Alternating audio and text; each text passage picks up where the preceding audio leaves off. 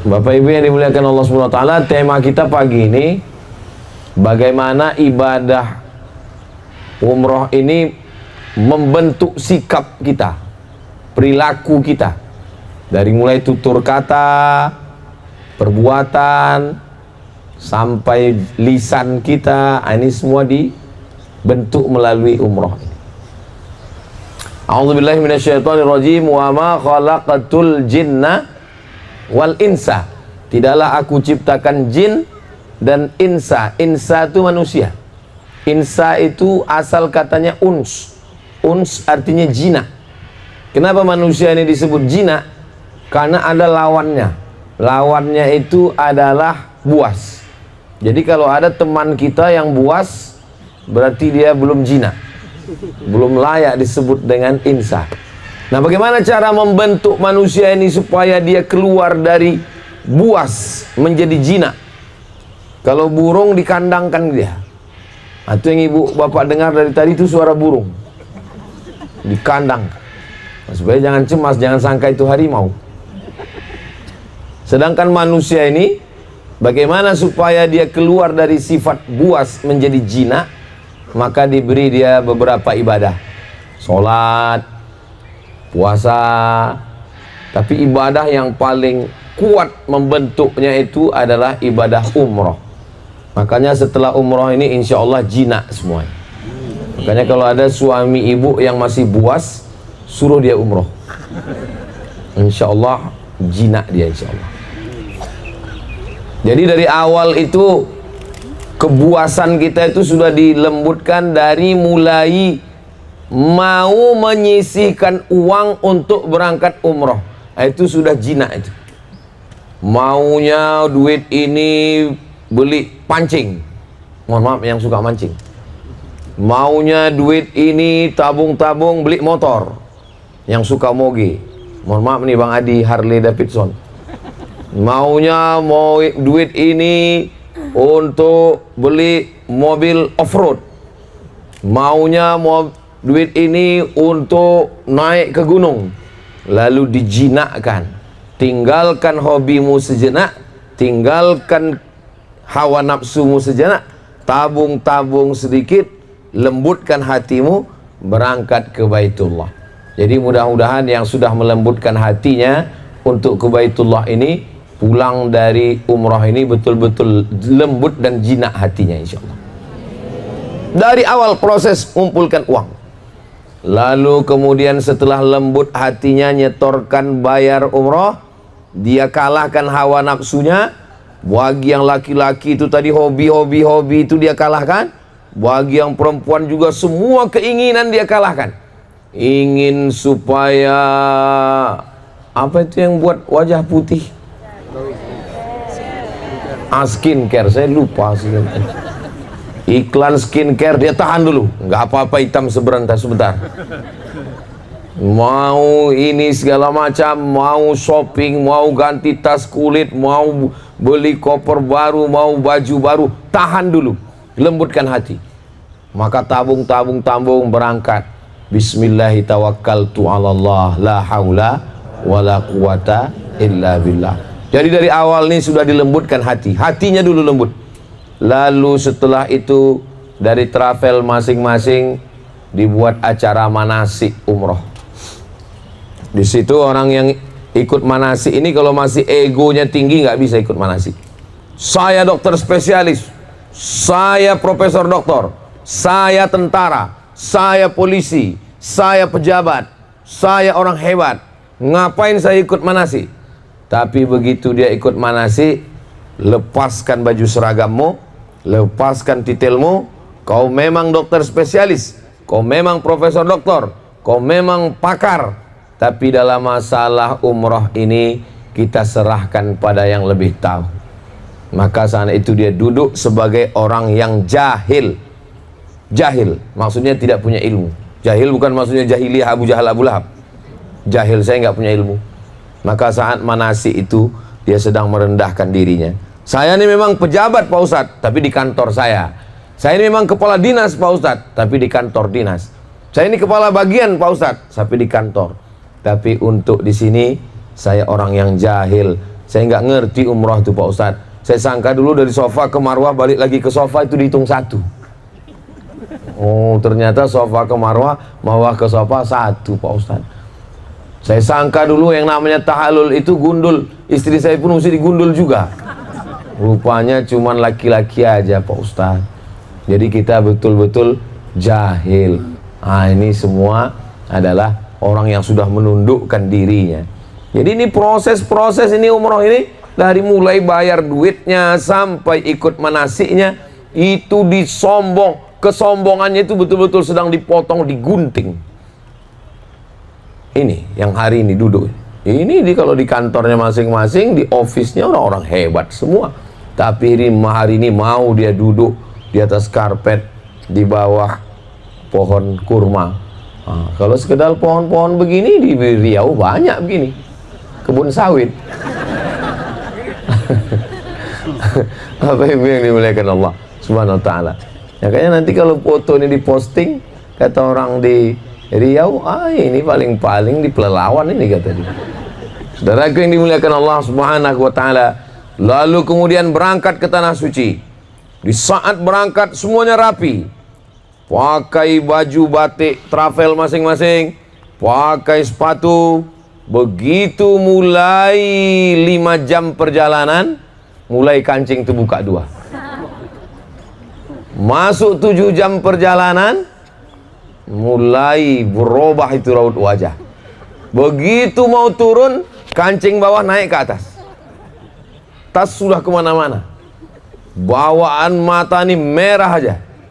Yang ada di pelupuk mata ini cuma 1 bungkus rokok. 9 jam nggak ketemu. Egonya bangkit, lapar, belum minum kopi, belum minum teh, belum makanan kesukaan, ngantuknya karena perbedaan 4 jam, sampai ngantri panjang. Yang selama ini dilayani, yang selama ini dihormati, yang selama ini dimuliakan, sekarang badan lelah, belum mandi, belum makan, bawaan stres, lagi-lagi dilunakkan, dilembutkan. Biasanya kalau di rumah bukan main, ketemu sama istrinya, sayang, tapi begitu di airport, lama kali ini. Maka saat itu dia sedang dijinakkan, dilembutkan. Maka kata ustadz yang membimbing, banyak-banyak istighfar Pak, banyak-banyak istighfar, banyak-banyak sholawat. Kita menuju kota Rasulullah. Allahumma sholli ala sayyidina Muhammad. Ini proses semua ini. Yang sholat banyak, yang puasa sunat banyak, tapi yang umroh ini insya Allah yang dipilih Allah Subhanahu wa ta'ala. Yang masuk Islam dipilih Allah, yang sholat dipilih Allah, tapi umroh ini orang-orang yang lulus fit and proper test insya Allah. Lalu kemudian setelah itu sampai ke hotel. Sampai di hotel menunggu kunci kamar. Yang selama ini kalau di kampung halaman ramah, lembut, dimuliakan, dihormati, sampai di hotel nunggu dulu. Maunya banyak keinginan-keinginan. Saya jauh-jauh mau sekamar dengan istri saya. Kenapa sekamar dengan laki-laki? Saya di rumah saya di kamar berdua. Ini kenapa ramai sekali, macam ikan sarden. Ini proses untuk menghilangkan ego, karena tujuan kita adalah Masjid Nabawi. Lebih lama-lama berada dalam masjid iktikaf, lebih lama-lama berzikir, lebih lama-lama khatam Quran. Kalaulah kemari hanya untuk tidur, bagus makan antimo. Kalaulah kesini hanya untuk di kamar, bagus kita menyewa hotel tinggal di kamar. Tapi kamar hotel ini hanya sekedar mandi, ganti baju, setelah itu kita belanja lagi.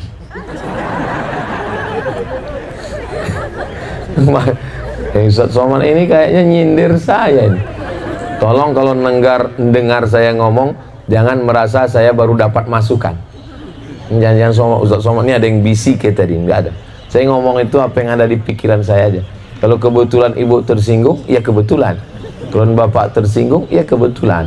Nah, jadi jangan kunci dengar saya ngomong satu, jangan tersinggung. Karena ada beberapa jamaah tersinggung pulang meninggal. Nah, setelah dapat kamar, kemudian dapat jadwal ke masjid. Selama ini kalau masuk ke masjid disambut dengan talal badru alaina. Selama ini kalau masuk masjid pasang umbul-umbul. Selama ini kalau masuk masjid disambut oleh Pak RT, Pak RW, Pak Kades, Pak Kadus. Selama ini kalau masuk masjid dimuliakan, disambut dengan rebana. Begitu masuk masjid langsung diusir sama polisi. Roh, haji. Kenapa? Terlambat, udah ditutup. Ini Ustaz ngomongin siapa nih? Saya sendiri. Saya terlambat. Udah tutup, suruh pintu. Selama ini terlambat pun kita disediakan di depan. Kursi ini jangan ditempati dulu. Kursi Pak Camat, kursi Pak Kades, kursi Pak Kapolres, kursi Pak Dandim, kursi Datuk, kursi Tan Sri. Begitu sampai ke Masjid Nabawi, yang nggak mandi 3 hari, kalau dia cepat, dia duluan depan. Kami kemarin di belakang, lihat ada orang di depan, rambutnya kayak Bob Marley, gulung-gulung macam sumbu kompor, bajunya udah warna putih, udah warnanya rame macam-macam. Dia duduk di depan. Mau apa dia duluan sampai? Ya kita di belakang. Begitulah Masjid Nabawi. Allah SWT sedang mengikis keegoan, kesombongan, kehebatan kita. Jangan mau disanjung-sanjung, engkau digelar manusia agung, sadar diri tahu diuntung. Kau bukan siapa-siapa, engkau hanyalah manusia biasa. Duduk kita, sedang duduk dengan ngobrol dengan kawan, luar biasa senang. Yang lain ngambil foto-foto. Kalau di tempat lain, orang lain ikut dengan kita ngobrol bersama. Tapi begitu di Masjid Nabawi, melihat kita senang ketawa, apa kata orang lain? Apa maknanya? Keegoan kita, kesombongan kita, kehebatan kita, popularitas, jabatan, kekayaan. Kita bukan apa-apa, kita bukan siapa-siapa. Di kampung kita orang kenal kita, di sini siapa yang mau kenal kita? Yang di kampungnya merasa ganteng, mancung, rambut ikal, tinggi, di sini orang begitu semua. Yang di Indonesia merasa sudah berhasil operasi plastik, wajah sudah suntik putih, bibir sudah dikerimbat putih merah, hidung sudah disuntik mancung, sudah menyangka paling cantik. Di sini sholat, assalamualaikum warahmatullah, begitu semua mukanya. Dia nggak ada pakai operasi, kun fayakun, asli ciptaan Allah Subhanahu Wa Taala. Jadi kita ini bukan apa-apa, kita bukan siapa-siapa. La fadla bainal Arabi wal Ajam, tak ada beda antara yang Arab dengan yang bukan Arab. Wala farqa bainal abyadi wal aswad, tak ada beda antara yang kulit hitam dengan yang kulit putih. Kullukum min Adam, semua kamu dari Adam. Wa Adam min turab, dan Adam diciptakan dari tanah. Jadi datang kemari adalah menghilangkan keegoan, kesombongan. Saya kalau saya perturutkan, undangan ke Makassar disambut orang Makassar, undangan ke Kuala Lumpur disambut jamaah Malaysia, undangan lagi ke Banjarmasin disambut Kalimantan. Tapi begitu kita di Saudi Arabia, masuk Masjidil Haram, Masjid Nabawi, kita bukan apa-apa, kita bukan siapa-siapa. Maka sedang menyadarkan diri kita. Maka siapa tetangga, kawan, sahabat yang nggak sadar diri, merasa hebat, merasa angkuh, merasa paling kaya, merasa paling ganteng, merasa paling cantik, itu perlu disuruh daftar umroh segera. Cari orang di kampung itu yang merasa paling hebat, merasa paling kaya, merasa paling cantik, merasa paling ganteng, merasa paling mulia, merasa tinggi jabatannya. Ajak dia berangkat umroh, sampai di Masjid Nabawi, di tempat orang-orang ramai itu, tinggalkan. Intip dari jauh, takut dia hilang kan? Agak-agak nyasar, Baru dekati. Aduh, tadi lupa tadi. Habis itu setelah sampai rumah, kirim rekaman dia kehilangan. Ini kerjaan siapa nih? Kerjaan saya. Saya kemarin duduk dalam Masjid Nabawi, kawan-kawan saya nanya, sedang di mana? Saya pakai masker, saya pakai ini, saya ke video kan mereka yang nyari-nyari saya. Saudara yang dimuliakan Allah Subhanahu wa taala, yang selama ini kita sibuk dengan dunia. Rajin betul lah Bapak ini Pak Ustadz. Kenapa? Jam 3 dia sudah di musola Pak Ustadz, nunggu sholat asar. Saya ngeliat dia Pak Ustadz, rupanya sholat zuhur jam 3. Disangka teman nunggu sholat asar. Sibuk meeting, sibuk mancing, sibuk searching, sibuk browsing, sibuk semuanya. Sampai wudhu zuhur untuk asar. Allahu Akbar. Oh, mungkin dia tahiyatul masjid. Loh, kok 3 rakaat? Mungkin dia lupa. Loh, kok 4 rakaat? Mungkin dia terlalu cepat sholat asar. Bro, baru jam 3, belum azan asar. Mohon maaf, aku sholat zuhur. Di sini 1 jam sebelum azan kita sudah duduk, mandi, bersih, datang ke masjid, masuk tahiyatul masjid, sholli. Kawan saya itu Pak Ustadz sebelum azan, 1 jam sebelum azan sudah berangkat dari hotel Pak Ustadz. Masya Allah. Terus pas saya masuk ke masjid, saya tengok dia di luar masjid. Loh, kok bisa 1 jam sebelum azan sudah berangkat dari hotel tetap nggak bisa masuk masjid?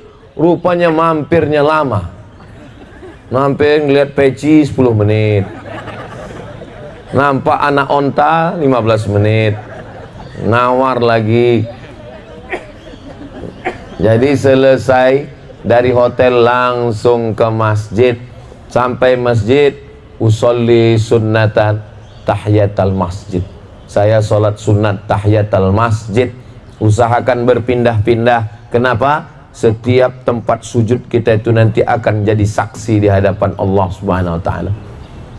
Subuh, zuhur, asar, maghrib, isya, tahiyatul masjid, qobliyah, ba'diyah, solat sunat. Tahiyatul masjid, idza dakhala ahadukumul masjid, kalau kamu masuk masjid, fala yajlis, jangan duduk, hatta yusolli rak'ataini, solat sunat 2 rakaat. Yang selama ini malas solat sunat, kalau ditanya, kenapa kamu gak pernah solat sunat? Solat sunat dikerjakan berpahala, ditinggalkan gak apa-apa. Iya juga ya. Ini bukan masalah nggak apa-apa, kan sayang selama di sini di tanah suci yang baik-baik ini, maka kita sholat sunat. 1 kali sholat sunat di Masjidil Haram 100.000 kali, di Masjid Nabawi 1000 kali, di Masjidil Aqsa 500 kali. Maka kita manfaatkan sebanyak-banyaknya, tapi jangan dihitung. Yang dicatat dihitung 500, 1000. Nanti pas pulang, pas diajak orang, kamu gak sholat sunat? Sudah full. Nah ini proses kita membiasakan diri. Allah bisa karena biasa. Kalau kebetulan pagi, oke lah pagi ini enggak, besok pagi sholat sunat duha. Apalagi besok hari Jumat. Dari mulai maghrib nanti malam, maghrib ke isya, jangan pulang, baca surat Al-Kahfi. Gak bisa maghrib ke isya, habis isya. Habis isya makan Pak Ustadz, nanti malam datang ke masjid jam 3, jam 4, jam 5 azan subuh, menjelang jam 5 habis subuh. Kalau habis subuh saya nggak bisa baca Al-Kahfi Pak Ustadz, takut sarapan habis di hotel.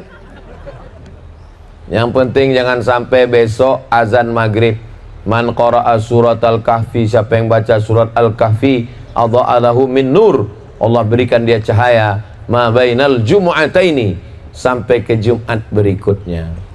Nah ini kita baca. Bagaimana dengan surat Yasin? Man qara'a Yasin lailatal Jum'ah, man qara'a Yasin fi lailatin, siapa yang baca surat Yasin pada suatu malam. Tidak disebutkan malam apa, pada suatu malam, malam Senin, malam Selasa, malam Rabu, malam Kamis, malam Jumat, malam Sabtu, malam Ahad, asbaha maghfuran lah, waktu subuhnya segala dosa-dosanya sudah diampunkan Allah Subhanahu wa ta'ala. Maka ini kita perbanyak ibadah selama di sini, jangan sampai ada kosong, membalaskan masa lalu kita yang penuh dengan kelalaian, lupa, sibuk dengan pekerjaan, sibuk dengan keluarga, sibuk mengurus anak, sibuk. Ini kita betul-betul lapang kosong. Memang saya umroh ini anak nggak ikut Pak Ustadz, tapi ini catatannya banyak betul Pak Ustadz. Ada minta belikan anak onta, ada minta belikan saja secukupnya sebagai oleh-oleh. Waktu kita perbanyak untuk ibadah kepada Allah Subhanahu wa ta'ala, maka umroh ini membentuk sifat kita. Nanti sampai pada hari terakhir kita di kota Madinah, kita pun bersihkan semua. Mungkin selama 4 hari kuku sudah mulai panjang, potong kuku, lihat wajah di cermin baik-baik. Di kamar mandi ada cermin kaca pembesar, nampak rupanya bulu hidung sudah bisa dikepang, potong, jangan nanti gatal, cabut, kena dam. Lalu kemudian sudah siap-siap mandi bersih, kita pun menuju Bir Ali. Labbaik Allahumma umrah, aku sambut panggilanmu ya Allah untuk melaksanakan umrah. Setelah itu salat sunat ihram, labbaik Allahumma umrah. Setelah salat sunat ihram, berniat labbaik Allahumma umrah. Setelah itu kita pun dididik untuk betul-betul menjaga diri. Minum khamar haram, jelas minum khamar haram. Berjudi haram, jelas judi haram. Narkoba haram, zina haram, jelas. Tapi ini ada sesuatu yang halal. Halal. Apa dia? Mencabut rambut kita. Rambut kita halal. Alis mata kita halal. Ngupil bulu hidung kita halal. Saya Pak Ustadz kira-kira kena dam nggak nih Pak Ustadz? Kenapa? Saya tadi ngupil. Ya ngupil nggak kena dam, tapi bulunya ikut. Nggak kena. Jadi kalau melanggar yang haram itu biasa di luar ihram. Di dalam ihram ini bukan sesuatu yang haram, tapi kita jaga betul-betul baik-baik. Dari mulai ujung rambut sampai ujung kaki. Ujung kaki itu apa? Kuku. Ujung kaki, kuku. Kuku pun nggak boleh dipotong, nggak boleh dicabut. Ujung rambut nggak boleh dicabut. Dari ujung rambut sampai ke ujung kuku tidak boleh ada yang tercabut. Maka pada saat itu ujung lidah, ujung mata, semua ditengok. Ujung lidah bercakap yang macam-macam. Sampai naik ke atas bis, habis dari Bir Ali, labbaik Allahumma labbaik, labbaik la syarika laka labbaik, innal hamda wan ni'mata laka wal mulk la syarika lak. Biasanya pembimbing paling kuat 5 sampai 10. Habis itu pembimbingnya kuat, jamaahnya teler. Mulailah ada yang ngajak ngobrol. Itu ku tengok siapa itu asik belanja aja. Kopernya udah bercucu gitu. Maka kita ingatkan dia. Tapi saya bukan ustadz, saya gimana mau menasihati dia? Nggak usah nasihati dia, nggak usah ceramahi dia. Gitu dia sudah mulai agak-agak ngomong, langsung aja labbaik Allahumma labbaik, labbaik la syarika laka labbaik, innal hamda wan ni'mata laka wal mulk la syarika lak. Memperbanyak talbiyah. Saya talbiyah nggak hafal Pak Ustadz. Sholawat Allahumma sholli ala Sayyidina Muhammad wa ala ali Sayyidina Muhammad.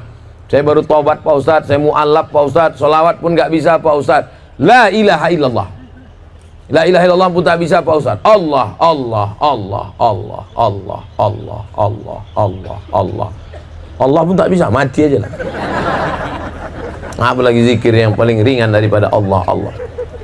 Alladzina yadhkuruna Allah, orang yang menyebut Allah qiyaman, waktu tegak, wa qu'udan, waktu duduk, wa ala junubihim, waktu berbaring. Allah, Allah, Allah, Allah, Allah, Allah. Beli tasbih. Beli tasbih itu untuk kita bertasbih, bukan beli tasbih untuk oleh-oleh. Ini beli tasbih 100, semuanya untuk oleh-oleh. Tinggal 1 untuk mobil. Judulnya ketika mobil bertasbih. Mobilnya masuk surga, yang punya mobil masuk neraka. Ini umrah ini memang betul-betul membentuk kita. Membentuk kita dari mulai yang sekecil-kecilnya. Lalu kemudian sampai di kota Makkah, kita pun turun ke bawah pelataran melihat Ka'bah. Allahumma zid hadzal baita tashrifan wa ta'ziman wa takriman wa mahabatan wa birra wa zid man syarrafahu wa karramahu. Kalau hafal, kalau nggak hafal ikuti aja kata bimbing. Allahumma zid hadzal baita nggak hafal saya Pak Ustadz, ikuti pembimbing. Suara pembimbing nggak jelas Pak Ustadz, nggak usah ikuti. Doakan aja pakai bahasa Indonesia. Ya Allah, lindungi Baitullah ini dari Amerika, dari Israel, dari Yahudi, dari orang jahat. Sebagaimana aku sampai kemari, ya Allah, sampaikan pula anakku, cucuku, keturunanku sampai hari kiamat. Doa nggak mesti pakai bahasa Arab. Sholat yang pakai bahasa Arab. Kalau doa nggak usah pakai bahasa Arab. Doa itu yang penting 4 aja pakai bahasa Arab. Auzubillah, bismillah, alhamdulillah, sholawat. Itu cuma yang pakai bahasa Arab. Auzubillahiminasyaitonirrajim. Bismillahirrahmanirrahim. Alhamdulillah rabbil alamin. Wassalatu wassalamu ala asyrafil anbiya'i wal mursalin wa ala alihi wa sahbihi ajmain. Habis itu doa masing-masing kita. Yang Malaysia pakai bahasa Malaysia, yang Indonesia pakai bahasa Indonesia. Saya kalau pakai bahasa Indonesia kurang khusyuk Pak Ustadz. Saya orang Jawa, apa pakai bahasa Jawa? Iki wis bilang dino bojone rong teko. Wis ngalur ngidul ngetan piye iki ya Allah. Saya bukan orang Jawa Pak Ustadz, saya orang Minang. Apa pakai bahasa Minang? Iko ba acara ko. Anak abanan pertama alum balaki nang kedua alum babini. Tak pun Allah Subhanahu wa taala. Minta kepada Allah. Inilah masanya hati kita sedang khusyuk, hati kita sedang tawadhu, hati kita sedang rendah, meneteskan air mata. Maka selama ini kita jauh dari Kuala Lumpur, dari Makassar, dari Banjarmasin, dari Aceh, sekarang langsung di hadapan makam Rasulullah. Assalamualaikum ya Rasulullah, assalamualaikum ya Habiballah, assalamualaikum ya Safwatullah, assalamualaikum ya khaira khalqillah, assalamualaikum ayuhan nabiyyu wa rahmatullahi wa barakatuh. Tak usah hiraukan orang bawa handphone, tak usah hiraukan orang ngobrol macam-macam. Kita sedang berhadapan dengan Nabi Muhammad sallallahu alaihi wasallam. Tak semua orang bisa sampai ke makam Nabi itu. Berapa banyak orang-orang kaya tak pernah terbuka pintu hatinya. Berapa banyak orang pejabat sibuk tidak pernah bisa sampai ke sana. Berapa banyak orang yang hatinya terbuka, duitnya tak ada. Berapa banyak orang yang duitnya ada, hatinya tak terbuka. Berapa banyak orang yang hatinya terbuka, duitnya ada, badannya sakit. Kita 3 rukun ini ada. Duit ada, hati terbuka, badan sehat. Sampai ke sini, jangan sia-siakan. Saya tiap hari mau ziarah Pak Ustadz, nggak apa-apa. Datang. Assalamualaikum ya Rasulullah, assalamualaikum ya Nabi Allah, assalamualaikum ya khaira khalqillah.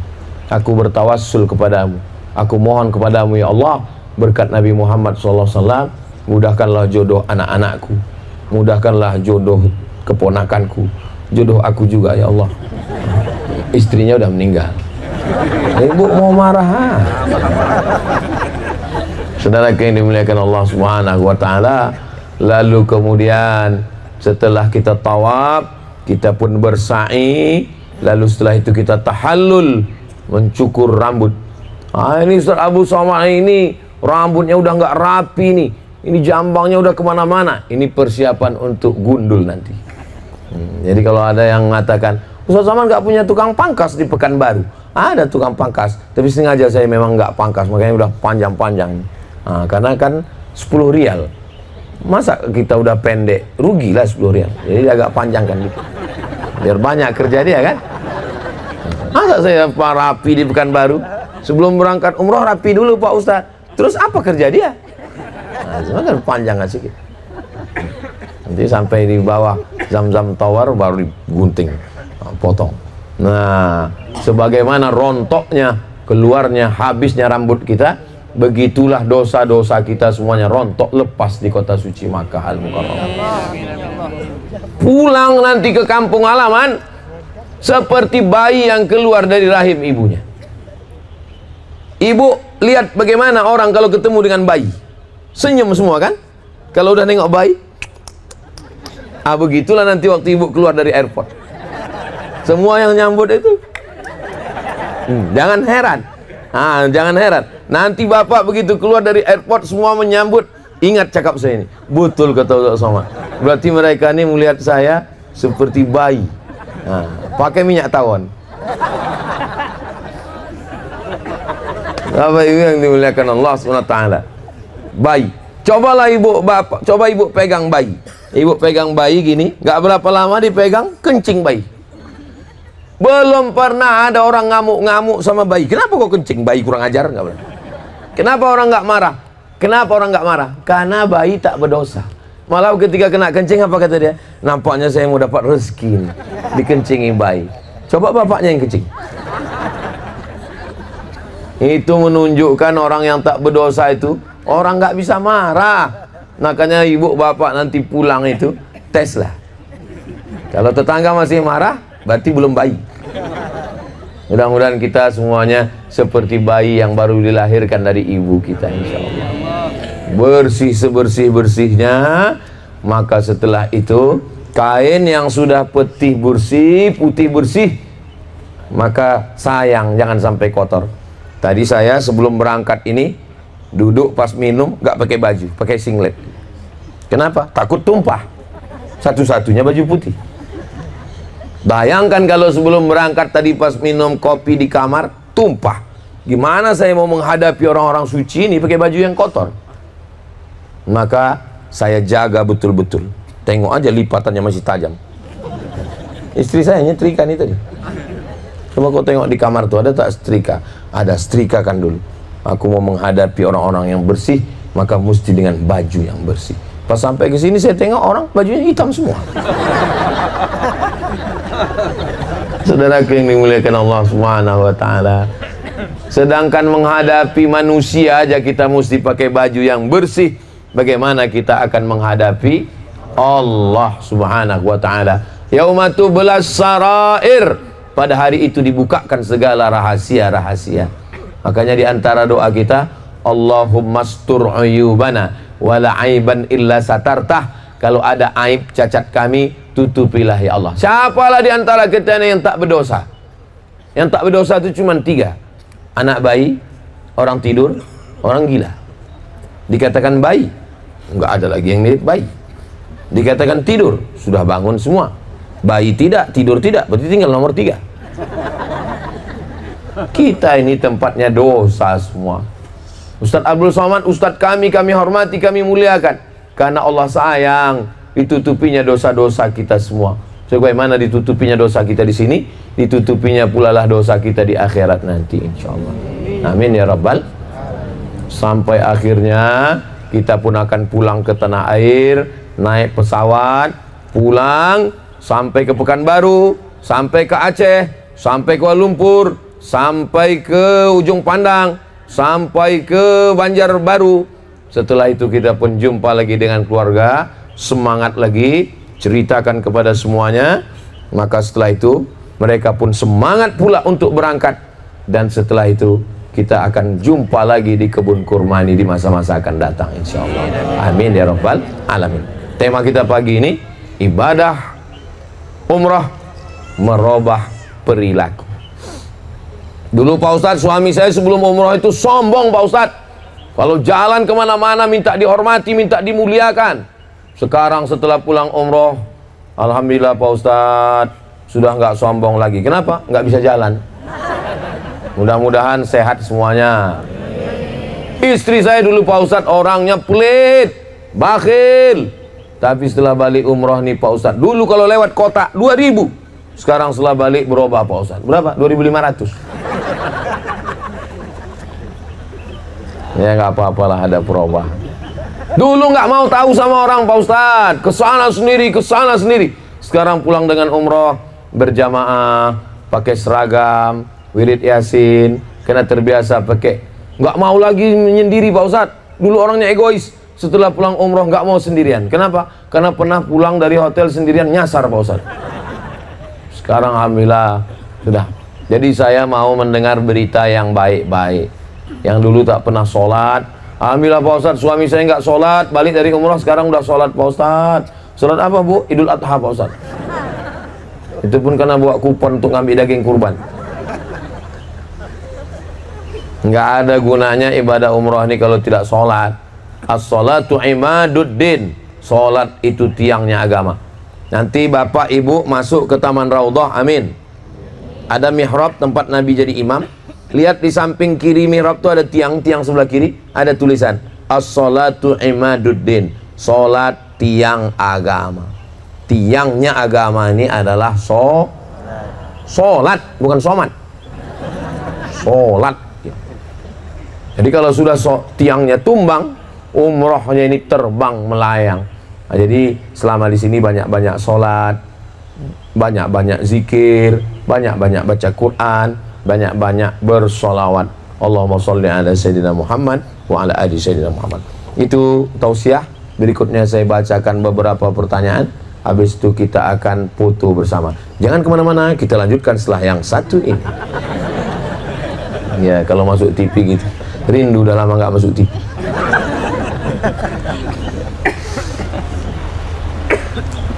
Ini dari Travel Ikhlas Malaysia.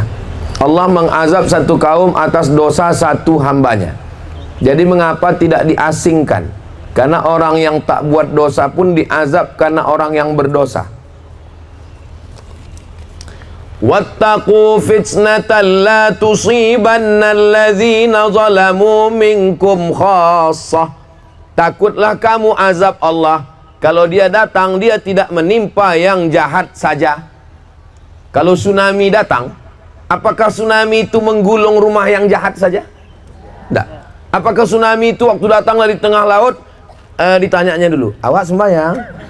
Sembahyang, saya ke sana ya, sana kejap ya. Itu bukan tsunami, itu namanya makcik tsunami. Tsunami itu kalau dia udah datang, mau sembahyang tak sembahyang, semua dia gulung semua. Kenapa Allah zalim? Kenapa Allah tidak asingkan? Kenapa Allah tak selamatkan? Dalam hadis disebut, la ta'murunna bil ma'ruf, ajak orang buat baik, wa la tanhaunna 'anil munkar, larang orang buat mungkar. Kenapa orang baik tetap diazab? Dosa dia apa? Dosa dia satu, karena dia tidak melakukan amar ma'ruf nahi munkar. Maka kita tak boleh diam. Anak kamu jangan buat zina, kamu jangan minum khamar, kamu jangan buat rasuah, kamu jangan berjudi. Orang-orang yang buat dosa ini pun marah dengan kita. Urus saja surga kamu, jangan urus neraka saya. Kita pun terdiam pula. Dia buat baju t-shirt, urus surgamu, jangan urus nerakaku. Bila kita tengok, iya kita pun takut. Sebab apa? Sebab kita tak ada hujah, tak ada dalil. Maka kita mesti jawab, memang duit kamu, memang neraka kamu. Tapi kalau azab Allah itu datang, rumah saya pun kena juga. Ini ajaran Islam. Mesti ada amar ma'ruf nahi. La ta'murun nabil ma'ruf, buat amar ma'ruf. Wa la tanhauna 'anil munkar, buat amar nahi munkar. Kalau kamu tidak lakukan itu, la yushikanna ayab'atsallahu 'alaikum iqaban. Nanti diturunkan Allah hukuman sebab kamu tidak melakukan amar ma'ruf nahi munkar. Summa tad'unahu, lalu kamu berdoa kepada Allah, angkatlah musibah Allah. Fala yustajabu lakum. Doa kamu tidak dilakukan, tidak diterima, tidak dikabulkan. Dosanya karena tidak melakukan amar ma'ruf nahi munkar. Maka pulang dari umrah ini semakin semangat amar ma'ruf nahi munkarnya insyaallah. Amin ya rabbal. Yang kedua dari Cahaya Hati Riau. Apa hukumnya tawaf sambil mengambil video atau selfie? Tawaf itu sama dengan sholat. Bedanya dia dibolehkan berbicara. Bedanya dia dibolehkan makan minum. Tapi dia ibadah, sholat. Macam mana orang sholat sambil handphone? Allahu Akbar. Alhamdulillahi Rabbil Alamin, Ar-Rahmanir Rahim. Mana boleh? Tak boleh. Jadi setiap travel agent, setiap travel ini sudah ada tim media. Tim media yang mengambil tugas, boleh. Jadi kita tidak usah selfie-selfie, foto-foto. Untuk kenang-kenangan selesai tawaf. Selesai tawaf, sholat sunat ba'da tawaf. Setelah itu pas mau minum zam-zam, di tempat itu agak lapang di belakang, ambil foto. Ka'bahnya di bahu kanan atau di bahu kiri, jangan di belakang. Adab kita kepada Ka'bah, jangan belakang Ka'bah. Jadi kalau ngambil gambar, buat posisikan Ka'bahnya itu di samping, yang membelakangi Ka'bah. Dulu sebelum ada foto ini orang berdoa menghadap Ka'bah. Sekarang membelakangi Ka'bah. Adab-adab kita. Bagaimana dengan makan minum? Makan kurma, misalnya dia kena penyakit akut. Kalau dia tidak makan kurma, ini usus dia bergulung, boleh dia makan kurma. Minum, haus, kering, boleh dia minum. Bercakap pun boleh. Bercakap. Lurus. Jangan bercampur dengan jamaah Turki. Tengok. Boleh. Lalu kemudian mencium kening istri. Bukan macam mana? Macam tak ada tempat lain. Apa nak cium di situ? Di hotel tadilah sebelum berangkat. Dan kenapa awak cium kening istri awak? Saya sangka Hajar Aswad, Pak Ustaz. Apa ini? Kalau dia mazhab Syafi'i, wuduknya batal. Kalau dia guna mazhab Syafi'i, wuduk dia batal. Kalau wuduk batal, maka ulang wuduk balik. Kalau dia mencium kening istrinya di situ. Tapi kalau selesai tawaf, selesai sudah, lalu dia mau ngambil foto kenang-kenangan, diciumnya kening istrinya, habis itu baru dia buat video. Yang jomblo nikah ya. Bagus untuk motivasi, manas-manasi. 3. Travel Jasmine Tour Surabaya. Apa arti dari kota Yathrib? Yathrib tandus. Yathrib banyak kuman. Yathrib banyak penyakit. Yathrib banyak binatang berbisa. Karena dulu sini banyak ular, banyak kalajengking, tandus, kering, banyak penyakit, banyak hama. Itu arti Yathrib. Dan mengapa nama Yathrib diubah menjadi Al-Madinah Al-Munawwarah? Karena dalam Islam nama orang dirubah, nama tempat pun dirubah. Yathrib, bayangkan, memberikan efek negatif. Kamu mau kemana? Saya mau pergi ke tanah tandus, tanah banyak penyakit, banyak sarang kalajengking, banyak ular menakutkan. Tapi begitu dirubah, kamu mau kemana? Saya mau ke kota peradaban yang terang benderang, Al-Madinah Al-Munawwarah. Sampai di Madinah, nama orang pun dirubah Nabi. Ada namanya Husain. Husain artinya tembok.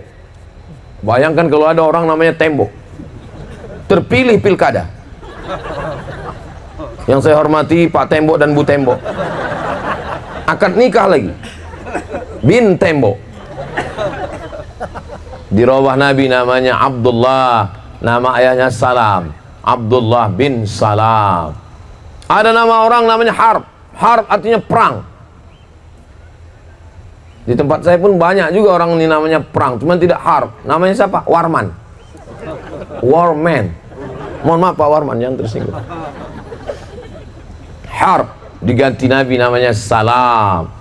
Ada orang namanya Abdul Ka'bah. Gak boleh menghambakan diri pada Ka'bah. Dirubah Nabi namanya menjadi Abdullah. Anak dia nikah dengan Nabi, satu-satunya anak gadis. Itulah dia Abu Bakar Siddiq. Abu Bakar itu nama aslinya Abdul Ka'bah. Ada lagi nama orang Abdus Syams, hamba matahari. Gak boleh menghambakan diri pada matahari, syirik. Dirubah Nabi namanya menjadi Abdurrahman. Karena selalu bawa kucing dipanggil Pak Kucing.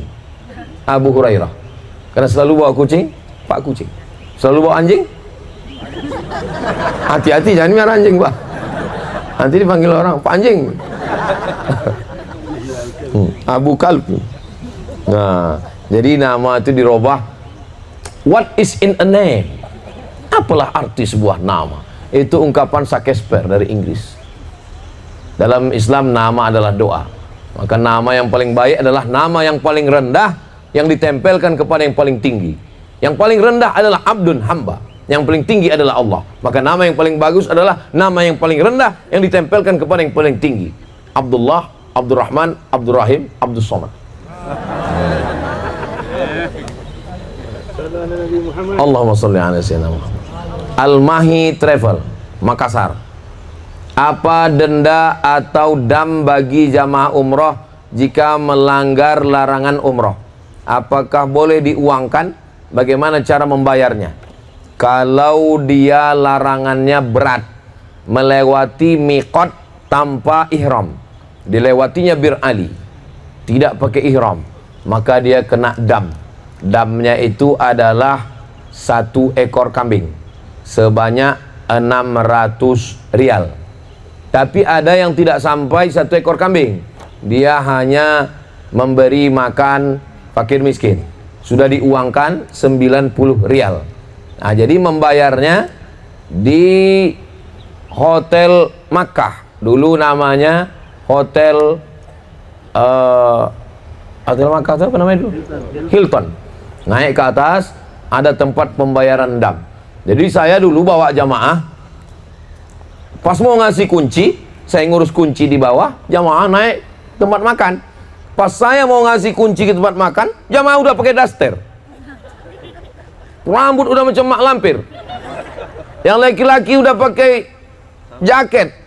Saya bilang, kita belum tawaf, belum umroh, kenapa kalian udah pakai daster, udah buka ini, kena dam ini.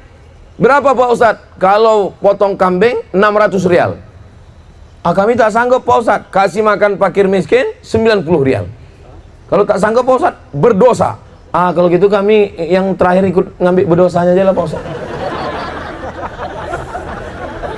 Jadi saya bawa jamaah ini macam-macam, pernah saya menghadapi gitu.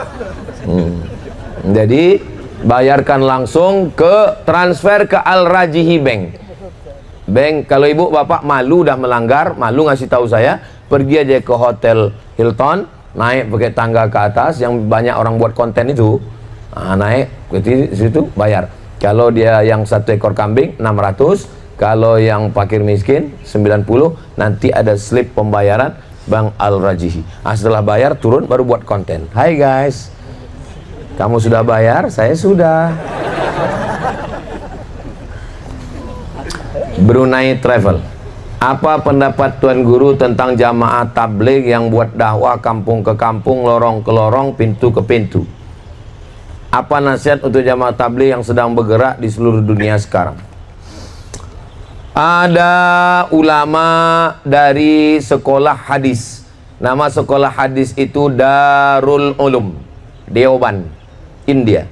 Namanya Maulana Ilyas.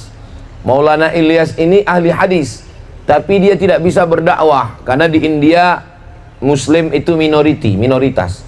Kalau dia berdakwah tabligh akbar macam ini, ditangkap oleh Sanjay Dutt, Kabikaci Kabigam, Coach Utahe, nggak bisa. Akhirnya dia pergi beriktikaf di Raudhah, 6 bulan iktikaf di Raudhah. Iktikaf Raudhah, akhirnya mimpi ketemu Nabi Muhammad SAW. Kata Nabi, berdakwahlah engkau seperti dakwah aku dulu. Lama dia mikir, berdakwah seperti dakwah aku dulu, gimana ya? Kayak mana dakwah seperti dakwah Nabi? Barulah dia paham, rupanya dakwah Nabi dulu bukan tabligh akbar. Dakwah Nabi dulu adalah dakwah dari rumah ke rumah. Itu maka dakwah Maulana Ilyas ini dari dakwah ke rumah. Dia nggak pernah ngasih nama dakwahnya ini, nggak ada namanya. Orang lain itu yang ngasih tahu. Ini namanya jamaah tabligh karena mereka tabligh, menyampaikan dakwah, menyampaikan. Maka disebut jamaah tabligh. Orang lain yang ngasih, mereka nggak pernah. Dakwahnya ini adalah dakwah sunnah karena ini adalah sunnah Rasulullah SAW. Orang yang ngejek, misalnya dakwah itu jamaah kompor, karena kemana-mana bawa kompor. Itu jamaah KUPJ, kelompok Ustadz Panjang Janggui. Itu orang lain yang ngasih nama. Kalau mereka sendiri adalah dakwah sunnah Nabi Muhammad SAW.